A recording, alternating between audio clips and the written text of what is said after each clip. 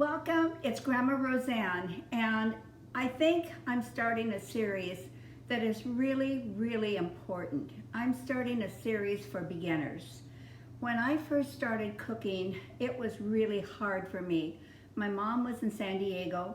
I was a flight attendant. I was based in Chicago, 9 million miles away from a level of expertise that I could tap into, and I didn't know how to cook. So I started with recipe books and tried to figure things out, and just so many times it did not work out well. But I ended up having to continue to learn because then I got married and then I had a family, and now you have to cook. But boy, I will tell you, when you learn the fundamentals and you start with the easy stuff and then you have success, it's so easy to continue to move on. So for those of you out there that are just starting, I'm going to do very basic things, and today it's going to be hot cocoa. And the reason I'm doing that is because my sweet 19-year-old friend, Alex, told me that she had just bought a box of cocoa mix, of hot chocolate mix rather. I said, no. It's so good when you just make it from scratch. So, Alex, this is for you, okay?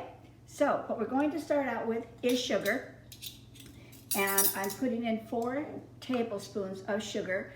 I'm making a little bit more. If you want just a single serving, just cut this in half, all right? But I'm making a double of this simply because I've got a grandchild coming tomorrow, and they love my hot chocolate. So I have enough for today, and I have enough for little Maverick when he gets here tomorrow. And then we want 3 teaspoons of cocoa powder.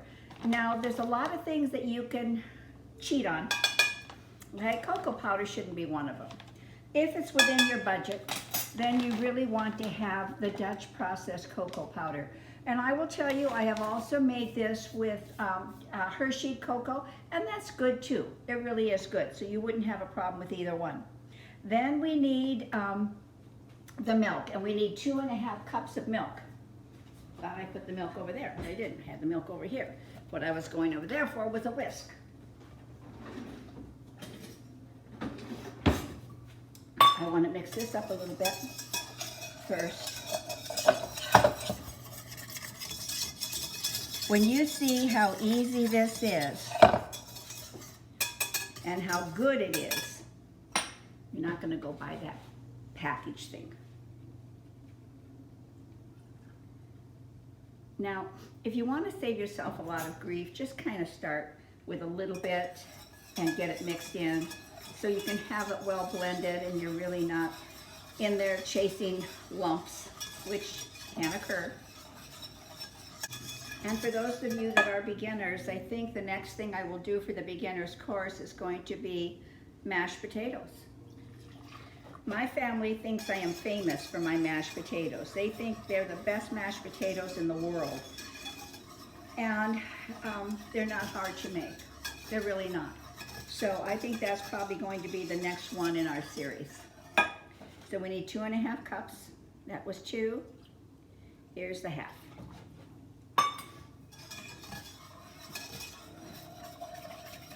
You see that? No lumps. And then vanilla. I'm going to put in probably ½ teaspoon, and let me see what that kind of feels like. Whoa! That was a healthy ½ teaspoon. ½ teaspoon to a teaspoon is fine. Now, this is the difficult part, and this is carrying it over to the stove. Because other than that, your hot chocolate is done. Now, what you want to be careful of is you don't want to boil it. You don't want to do that simply because if you do, it develops a skin on the top of it, which is not good. You got to get it off. And you want to be careful that it doesn't start creating a film on the bottom of the pan either. So all you're really doing here is just mixing just like that. Just for a few minutes. It's really done. You're just heating everything up, you know? This is not a difficult thing to make. And for my beginners, oh, if you make it and you like it, please tell me. because I think it's a series that when I was starting out cooking, I would have killed to have something like this, because I didn't know how to mash potatoes. I didn't know how to bake a potato, a really good baked potato, and I sure as heck didn't know how to make a double baked potato. Those things are very simple to do, very simple. So join us in our beginners cooking class, okay? Would love to have you. All right, this is going to heat through, and then we are going to have a taste test. We're complete. We have hot cocoa.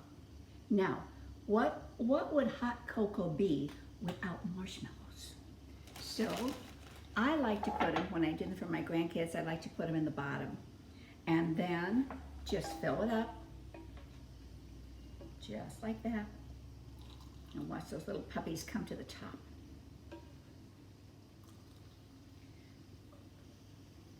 Now, a lot of times I'll just do this with whipped cream, and they love that too, but they like those better. So, hot cocoa. Easy, breezy, simple, a good beginner's recipe, and I'll make sure it's okay.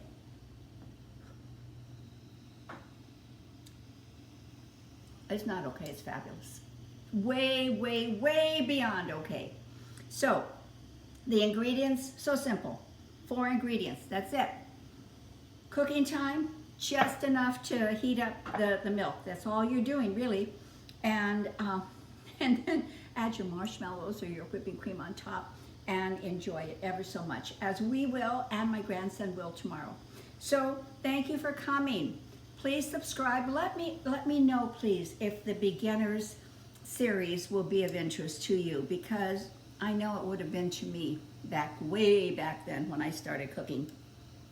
So with that, give us a thumbs up if you liked it.